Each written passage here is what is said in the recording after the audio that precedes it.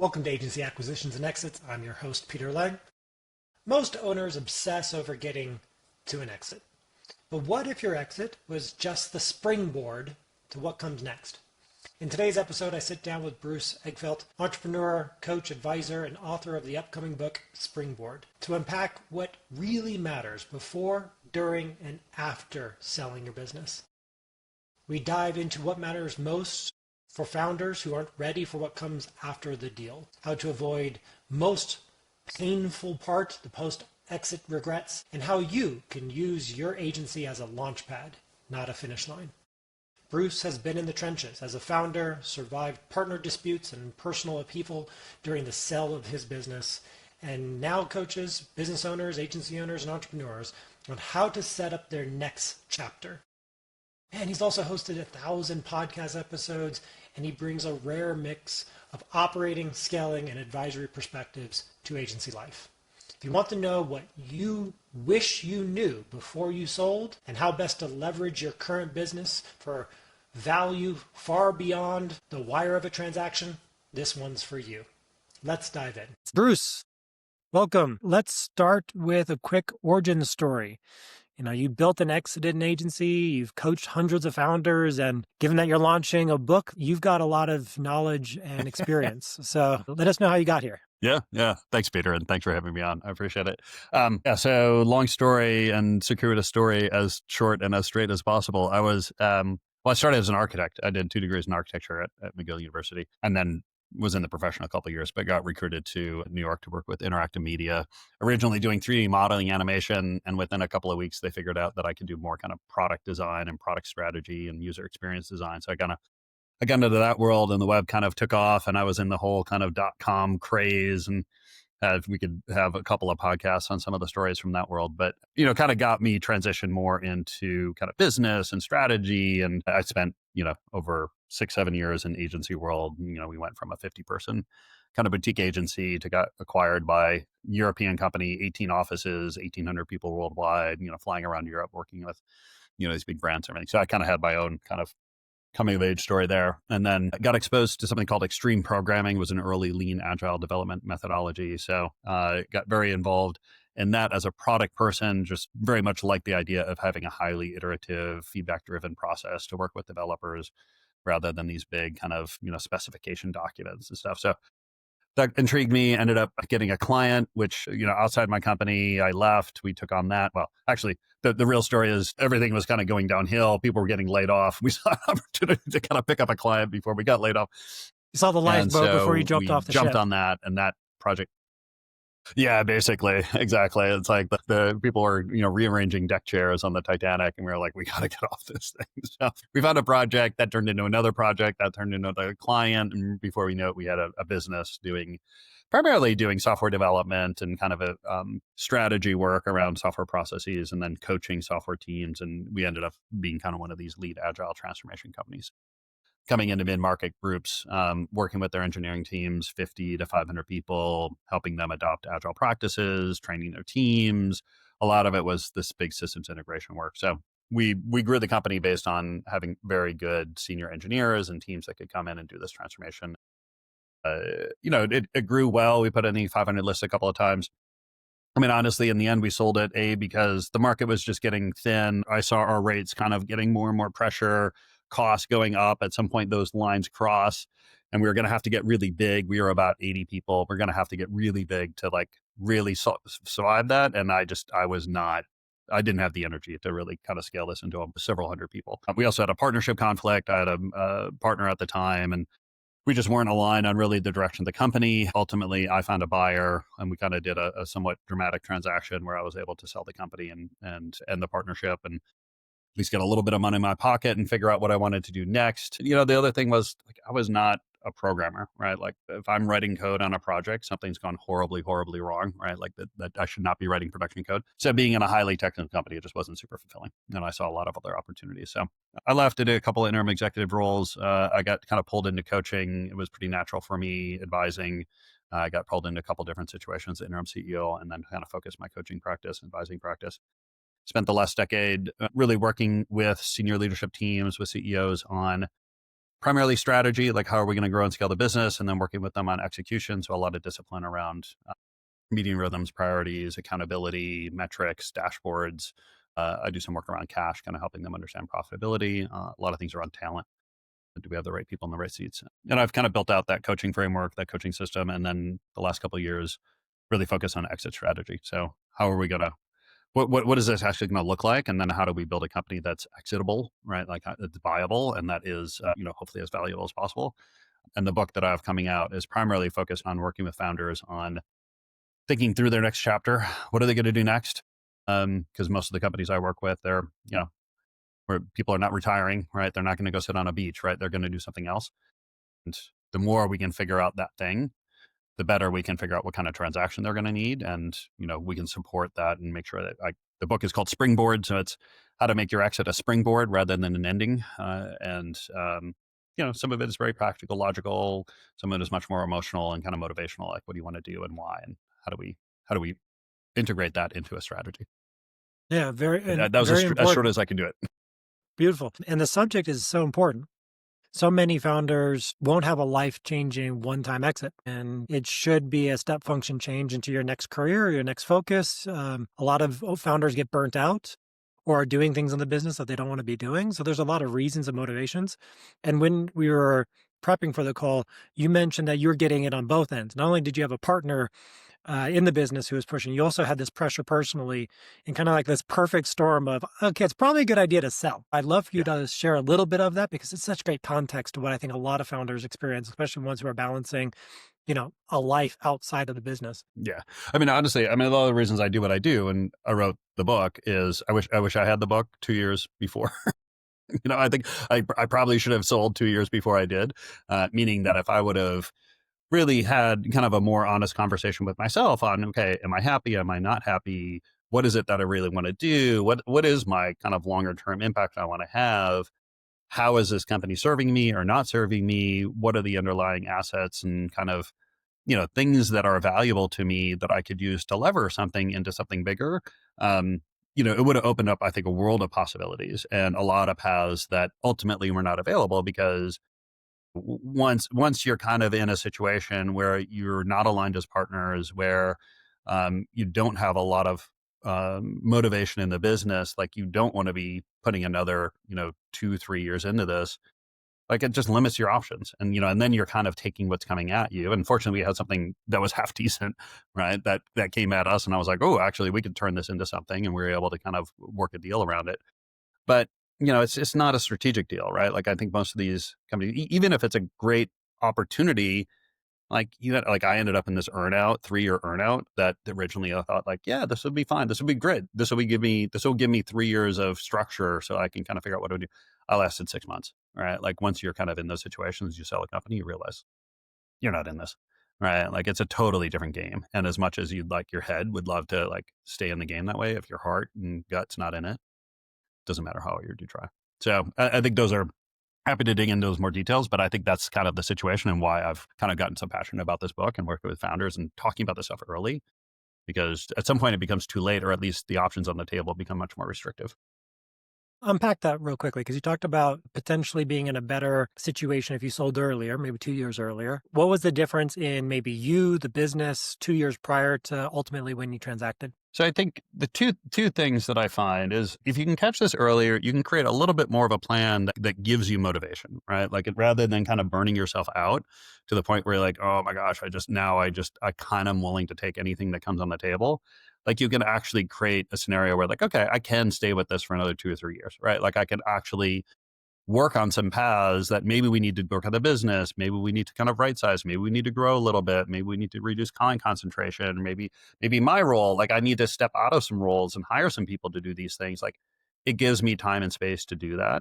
When you're kind of under the gun and you've got to make like you just don't have time to make those bigger moves. I think the other thing too is you start to think about, okay, what do I want to do next? And how could I start building relationships, working on personal brand, developing frameworks that are going to serve me in that next phase. Now, in my case, I was going on to a kind of advising coach. So there's, things that I could develop and kind of hone such that once I was then out of the company, I was kind of hitting the ground running with something, not like just hitting the ground and sitting there lying, trying to breathe again.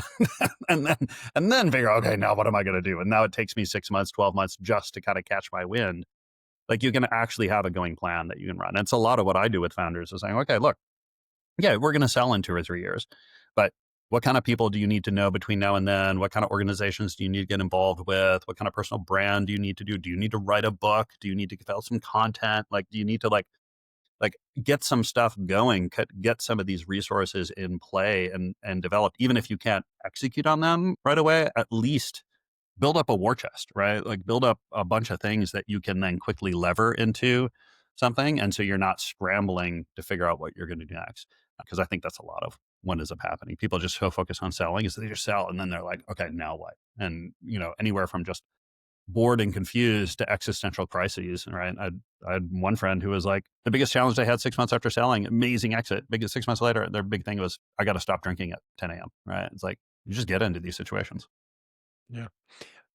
You had to time your exit based on some external factors and internal factors that were kind of outside of your control. How did that alter your ability to find the right fit buyer? Did you find the right fit buyer? You didn't survive the earnout, but like, give me some of the trappings of that interaction between what ultimately became the buyer of the business. So I would say, mine was a situation where I don't even know if I thought about it as having lots of options. Like, this option appeared and it was like, okay, we're just going to take it because it solves so many of the problems that we were kind of under. I think if that option didn't come up, it would have been a much more kind of, okay, we've got to figure out some options. We got to go to market. So basically I had a interested company who I've known for a while. And again, all the reason to develop a network, right? Like, you never know. Your buyers are likely going to be people that at least somewhat. So they happened to come in and happened to give a decent offer that I was willing to take. Now, we were in a shotgun, so it was even more dramatic in that we were trying to figure out how to buy or sell at the last minute. Fortunately, it's kind of like things aligned and we were able to pull off the deal. But it was dramatic, right? We had legal letters going back and forth. We had things kind of get people into conference rooms to sign documents, right? There was a lot of cloak and dagger about how the deal was going to shake down. I wouldn't wish that upon anyone, right? I think I was fortunate in the sense that it kind of worked. But, without that, then you would be back at kind of square one of figuring, okay, what are some of the options, finding other parties, going to market. But in a situation not of strength, in a situation of like, okay, we're kind of under the gun. We're not aligning on partnerships. We need to figure out how to, get as much value as we can from this company and then move on. So I think that, being able to create more intentional, like, even if you're going to only have really approach one option or really only looking at one potential buyer, approaching it from a much more strategic way. The thing I always say to founders, even if you have an unsolicited offer or you only end up with one real offer on the table, you're always the other buyer, right? Like, you always want to be in a position to keep the company. And, if you're not in a position to be able to keep the company for another 2 or 3 years, that's where you run into these, situations where, okay, last minute, a buyer says, okay, we don't like the way this thing, we don't like the color of your logo, so we're going to knock 10% off the price. All right, what are you going to do, right? Unless you really have a walkaway capability, like, you're going to be in these situations. It's happened to us with, like, they didn't like the way our healthcare system was set up, and it was like some liability and things, right? And so they're taking $200,000 off the deal. I was like, okay, like, what are you going to do? You're going to argue, or are you just going to close the deal, right? That happens in so many cases. So I think really understanding that and getting prepared and knowing that you have an option, will prevent those things. I think in the earnout stuff, I think the thing that typically happens is, as a buyer, like, there's a lot of risk, right? Unless your company is super well structured, all the documentation is there, you've got a lot of redundancy on clients and leadership and things like that, the buyer's going to look at it and say, yeah, there's good numbers here, but there's a lot of risk that I'm seeing as a buyer that I have to figure out how to offset. I'm going to push a lot of things into earnouts, right? I'm going to say, all right, well, even if it's structured payments, like, guaranteed structured payments, they're still at risk, right? They're usually backed by the company, right? Unless you're going to get personal guarantees on these things. Like, there's always this risk that, all right, so they don't make a payment. What are you going to do? You're going to go back and take back the company, or, like, at that point, it's like probably not performing very well, right? So structured payments are even at risk. And certainly if you're in an earnout situation where it's performance based, like, okay, like, these are not guaranteed. I'd personally like to say, like, you need to be happy with the money that you get at close. If you're not happy with the money you get at close, then you're putting yourself into a tough situation. Yeah, indeed. And then, earnouts go all sorts of ways. Yeah, there's a lot of different opinions on earnouts. So you wouldn't recommend people sell in the way that you were having to sell. If we went back in time, Bruce, and said, hey, Bruce, here's what you could do to make this easier. Or given how hard it was, it still wasn't as bad as it could be because you did X, Y, Z. What are some of those details? Well, I mean, I think strategically it's understanding, okay, what are the potential buyers? Is understanding what does the exit market look like? What do they want, right? I always talk about, you got to think like a buyer. Like what are these buyers buying? What do they want? And how do you make your company as viable as possible?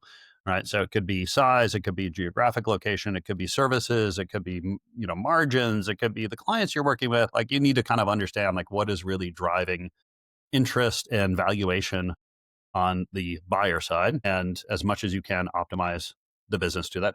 I'm not a big fan of timing in terms of trying to time the market, but understanding a little bit of where the cycles are and what's going on in the market that might drive valuations or interest that are external to the qualities of your company, right? So you may have a really great company and may fit all the bill, like checks all the boxes, but if there's just not much capital available for doing transactions, that's going to hurt valuation. Or, if there is a lot of competitors on the market, right, that's going to hurt, right? Like, yes, you can time a little bit. It's like, hey, your company may be more or less valuable externally for all sorts of reasons. I don't want to time the market that way, but you need to be aware of the market and know that, okay, that my point of view is always focus on what's next and let's make that super valuable. And then when we sell, we sell. And if it's a little bit better or a little bit worse than we thought, that shouldn't be a huge factor because we should have so much future opportunity that we've identified. Like that should be the driving force, right? Like I want to sell because I've got this other company that I'm thinking about, or I've got this new product I want to build, or I've got this life that I want to live. And hopefully we're at a point where, plus or minus 5% on your sale price is not going to be a huge factor in that, right? That should, like, regardless of the number, I should be able to go off and do what I want to do next. Like if we've done the job right. Yeah. Are you anti-partnerships? How do you feel about partnerships? It's like, now you're going to ask me about marriage. Am I anti-marriage too? I've been divorced twice. I'm still pro marriage, and I'm still pro partnerships. And I think it's an important leadership kind of lesson. Like I think learning how to lead as partners is it's a crucible of your self-development. So I'm really for it in the sense of, I think it helps you develop. I think it helps share the load. I think it helps create more capacity, leadership capacity in the business.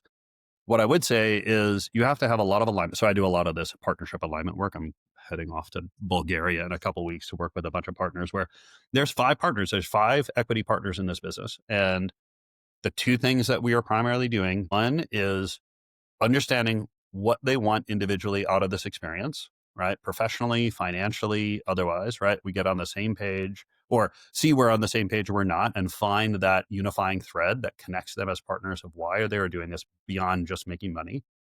And 2 is we get super clear on roles. So I separate out ownership from management, and we need to understand based on the business that we have and what needs to happen in the business, what kind of leadership management structure do we need in the business?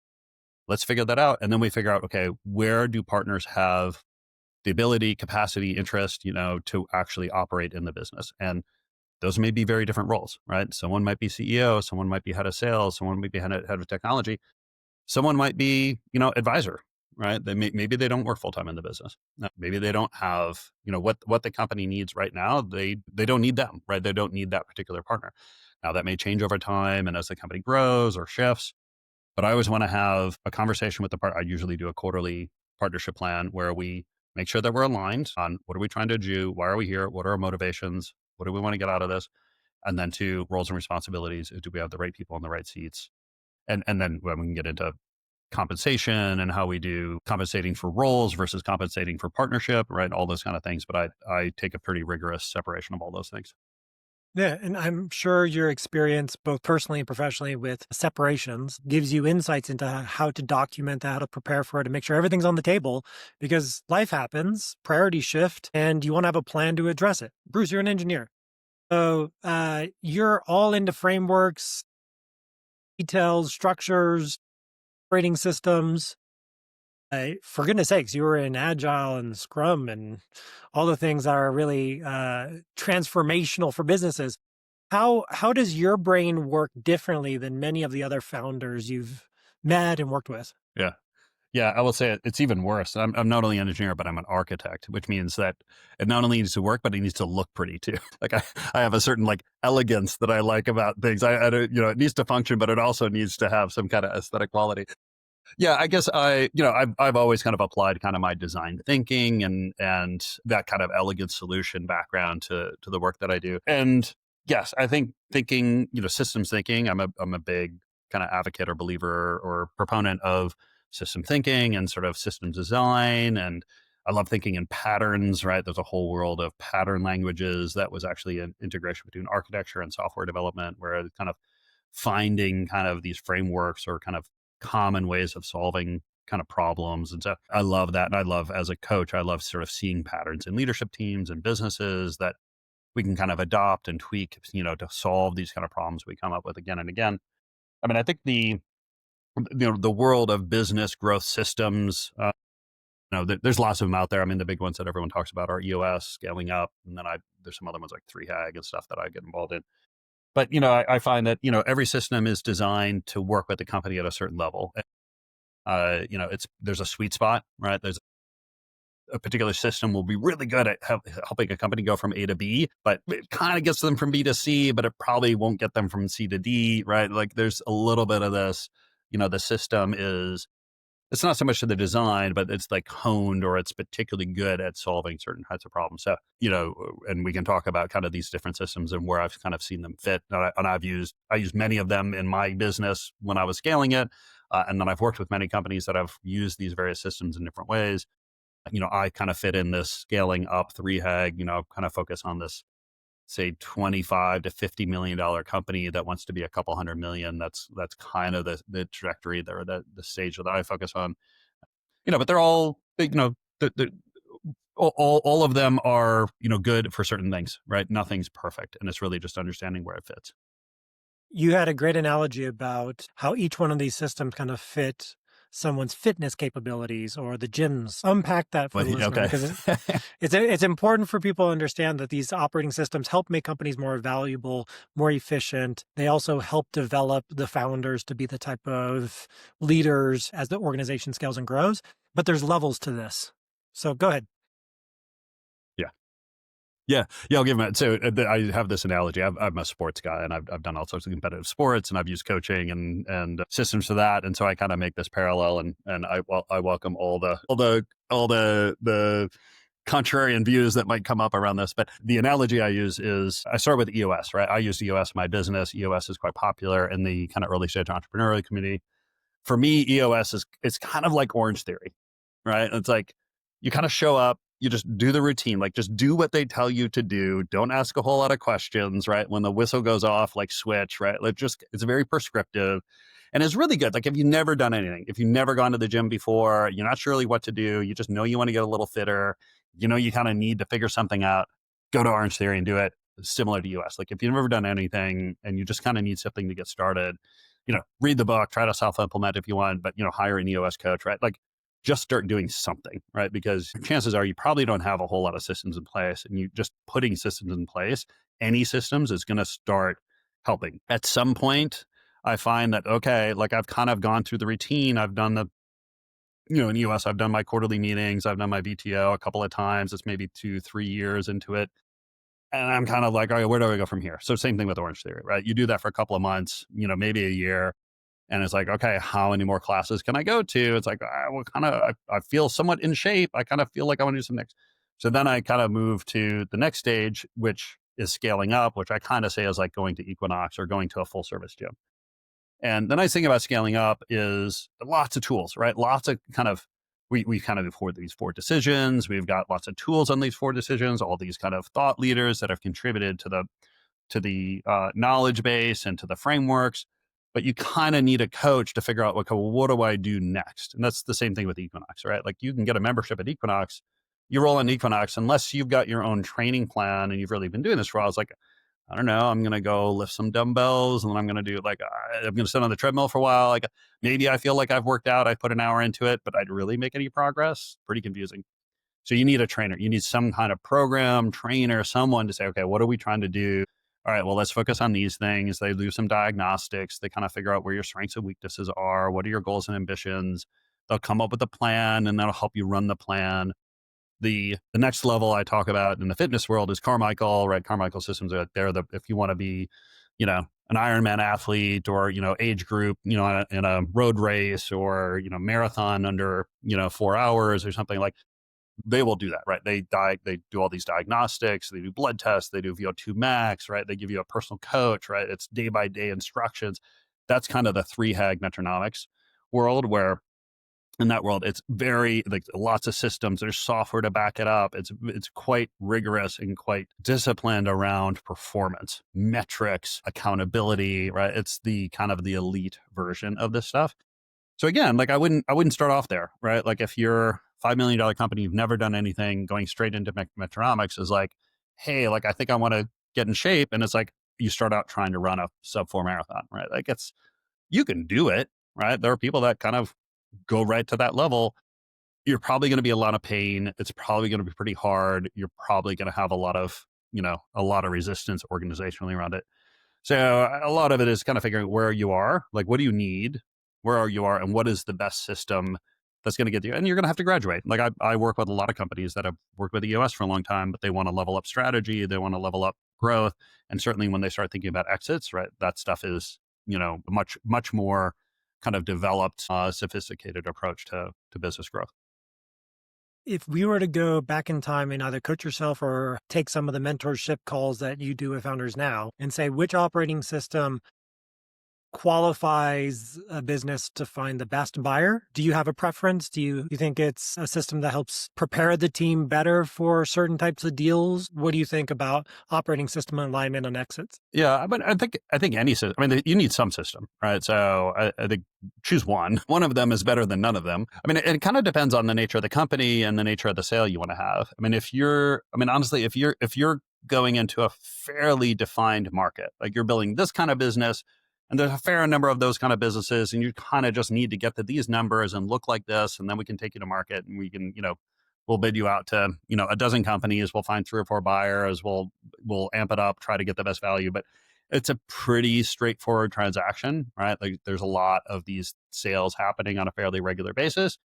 You can probably get by with, EOS, kind of just like get your systems running, show that you've got, leadership definition, you've got strategic definition, you've got processes running well, things like that. You may not need to do a whole lot of really fancy strategic tweaking. Just like run it the way it runs. Like if you're in an industry where it's a little like there's a little bit more nuance, like the types of companies are really quite different, or you have an offering that's not a standard one, like something like scaling up or even 3HAG and metronomics is going to give you a lot more tools to really define and clarify and demonstrate your strategy that will help buyers really understand what you do and how you do it and where kind of the unique opportunities are. I would say if you're looking at more of a strategic exit where you're really trying to create something that's unique and valuable and then find a unique set of buyers around it, you're probably going to need something a little bit more sophisticated than EOS in terms of developing strategy and executing on strategy. If you really want to run the game, it's like, hey, we want to be the roll-up, like we want to be the platform, which is going to actually do the roll-ups, and we're going to sell into private equity. And, we want to get to at least 50, ideally more like 75 to 100 million, and then be the platform where we tuck in a bunch of $20-30 million companies, and we're going to be 500 million, in a year or two through that process. You really need something like metronomics, right? You need the rigor, the discipline, and more importantly, you need to show the track record. You need to be able to point to, 2 or 3 years of consistent quarterly planning and execution, and being able to actually forecast and predict, and then show your ability to execute on that forecast. Like that's where you're going to get top dollar, or not even top dollar. I mean, that's where a private equity firm is going to say, oh, we've got the platform, right? Like all we need to do is put some capital in this thing and start acquiring some companies, and we can just plug all these people in and take advantage of this. That's where you're going to get super sophisticated, super high valuations, or a real trajectory where, yes, you're going to cash out 60, 70% of your equity. You're going to make an X number. You're going to leave 20 or 30% in. That 20, 30% is going to be worth twice as much in 2 or 3 years because you're now a $500 million company, not an $80 million company. That's where the benefit of these super rigorous systems is really going to play. Yeah.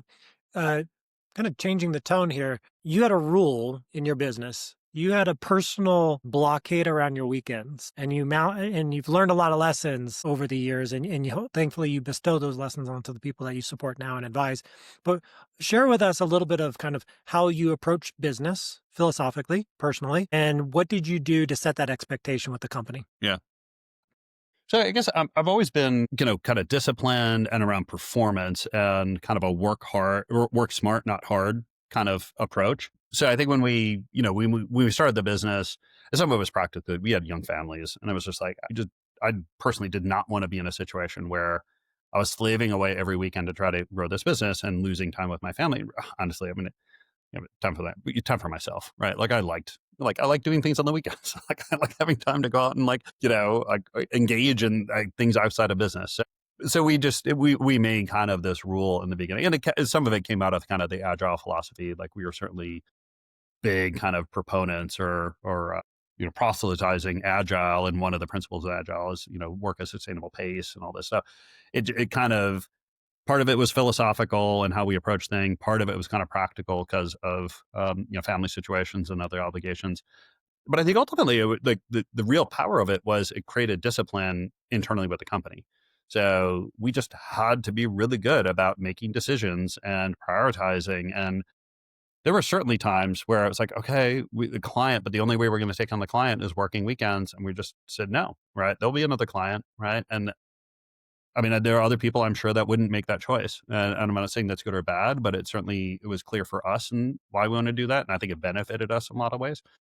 It's funny, like at the time, I don't think we thought about it a whole lot. And it was only once I started really talking to a lot of entrepreneurs, I got involved in EO and started kind of networking a lot with other entrepreneurs, and just saw how much energy and time and how much sacrifice they put into this company. Again, not to judge them, but I remember the times where I sometimes would not talk about it. I would not talk about that we had this rule or we had this. I mean, I don't even know the rule. It was just like this underlying philosophy of not working weekends.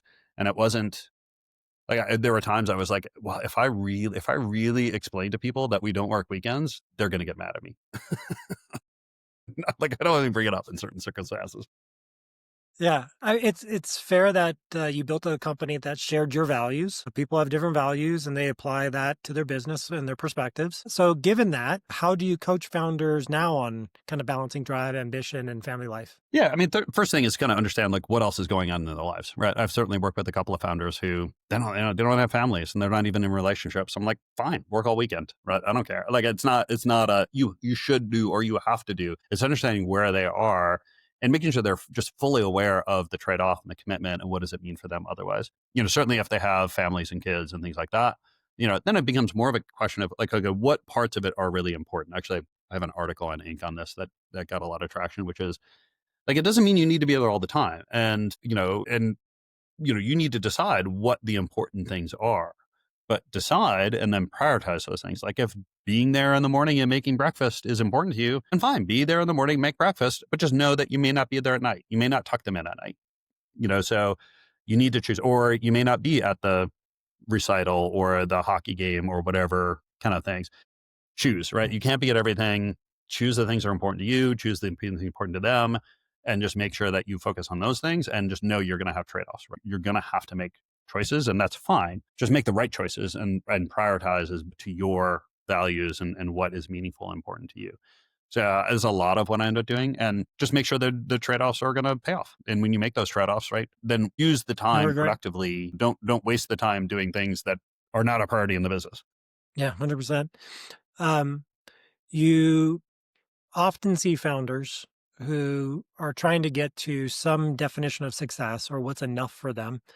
How often do you come across founders who've yet to define that well and then rely on outside coaches and consultants to help get perspective on what they want to achieve? So, yeah, it's an interesting question. I mean, I think I have a conversation with most of my clients pretty quickly, which is you have enough right now. There's nothing about this is trying to get to enough. Like enough is purely a frame of mind, right? It's a state of being. And the more that we can just embrace that I have enough right now, I actually don't need any more. It just changes the whole motivation and philosophy. And what are you striving to? Like you're striving more towards impact and self-fulfillment and achieving something, not that I need something. Because if you need something, you're attached to it, and an attachment leads to all sorts of kind of problematic thinking and things like that. So I try to have this conversation pretty early with clients, where it's like it's not about need. Like you can be happy right now, you're satisfied right now. You don't need anything more. The question is, what do you want and why? And let's build a company that's going to get you there. And for some people, it's I want to exit with $100 million. Okay, fine. Like as long as we know why you're doing that, then we'll do it. Other people, it's like, you know what? If I had 10 million in the bank, I would go off and do all these other things. Great. Let's figure that out. Right. Because people get very tied up into this whole trying to achieve or trying to feel good or satisfied or worth something, right, with money. And that can get really problematic. Not to say that we can't. I mean, I've got a couple of clients that are, hundreds of millions of dollars, right, in personal worth. And that's great. Right. And they're happy, but not because of the money, but because their whole approach to business and life. So in terms of, hiring coaches, I mean, there's two reasons I find to hire coaches. One is to kind of accelerate the process. So collapsing time, right? So if, you could probably figure it out on your own and it would take 5 to 10 years, the right coach with the right system, with the right kind of, facilitation and structure and process can probably get to you there in 3 to 5. The other one is to avoid pitfalls and pratfalls, right? So along that way, we can not make as many mistakes and not suffer quite as much from the mistakes we made by, having someone who, has been there, done that, it can kind of be that third party view, and at the end of the day, like it's the client's decision, right? Like I'm never going to tell a client what to do. But I'm going to tell a client what I think they're not thinking about. And I'm going to tell a client the paths that I don't think they're considering. I'm going to tell a client how I don't think they're assessing the risks properly or seeing the benefit of a certain path properly, right? Blind spots and options. And then just getting really rigorous around decision making and communication and being really intentional about the work that we're doing. Yeah. You and I share a perspective. I say to my audience, have multiple transactions in your lifetime, and each transaction gives you or provides you a step function change in way you can approach the market professionally or the next chapter. And this coincides so well with your book. So maybe let's spend a little bit of time on Springboard and what you feel exits provide to founders and kind of like what's going into the book and what are some of the lessons that will be highlighted. Yeah. I mean, so the fundamental idea of the book and what I've tried to do is take a slightly different approach to the whole exit strategy. I think most of the stuff out there is about the transaction and valuation and kind of maximizing value. My whole approach is really figuring out, well, what is the next thing? Like, what is the next chapter? What is the next endeavor that you want to go on? Whether it's starting a new business or, it could be professional, it could be personal, it could be, I want to invest, I want to be an angel, I want to start up a family office, I want to, be a mentor, I want to coach, right? Whatever those things are, the more that we can kind of understand that and explore that, and it's a bit of a process, and develop some principles and some guidelines and some direction around that, then we can start putting some parameters around, okay, well, what is the type of exit that is most going to serve that? Or what do we need in the exit to serve that? And oftentimes what I'm looking at are non-financial aspects of the deal, right? So things around restrictive covenants, around earnouts, around non-competes, around things that might curtail or limit or afford my ability to go off and do other things. The more I can get clear on that, the more I can then make better, clearer decisions around some of those parameters. The other thing we do is get clear on what do I need to build outside of the business between now and then. So we were kind of talking about before, like, okay, well, what networks do I need to create? What relationships do I need to create? What credentials do I need to have? What capabilities do I need to develop in myself? What assets do I need to create? What knowledge do I need to learn? We want to use this 2 or 3 years to really figure out how to create an asset and create capabilities for the company. Wonderful. I kind of want to do a lightning round, if you don't mind, Bruce. I'd like to leverage your expertise and make it available to everybody for free. If they want to reach out to you, then they could pay you for it later. Exactly. Donations. Buy them a beer, buy them a coffee here. What's one thing every owner should do this year whether they plan to sell or not? In the business? Well, I mean, the first thing I would say is think about what do they want to do after they sell, right? Like start that process. Start thinking through what do I do after I sell. If you can start asking yourself that question, like that's going to start bringing up other questions that I think are really good to come figuring out, okay, then why do I sell? When do I sell? How do I sell? Like it will start answering all those other ones. But I would, have a little bit of a post exit. Like if I wasn't in this business, what would I be doing? What's the biggest myth you see around exiting a business? Biggest myth. Well, I think the biggest lack of, I think the things people get caught up in is valuation and this comparable valuation, right? Like they look at comps and they think, oh, well, I should be getting this because so-and-so got this. And, the fact is that your deal is totally unique, right? What you're selling, who you're selling to, when you're selling, market conditions, all those kind of things. And I think people get to both ways, right? I think they probably don't sell when they probably should because they think, oh, well, it should be higher. And I think people leave money on the table, right? They sell for what is kind of in range comparable when they have a really unique and much more valuable asset. And they're selling to somebody who is actually much more of a strategic and they may be able to get double, triple what they had if they just understood why the buyer is actually buying the company. Do you believe every business should do a sell process, or do you think that network and selling to the right fit has greater opportunity? Where do you land in that? I think it somewhat depends on size. I think if you're under 25 million, I think a traditional investment banker, go-to-market auction kind of process is probably going to be difficult for you. I think it's hard to make a market for those things. I think most investment bankers don't want to touch anything under 50.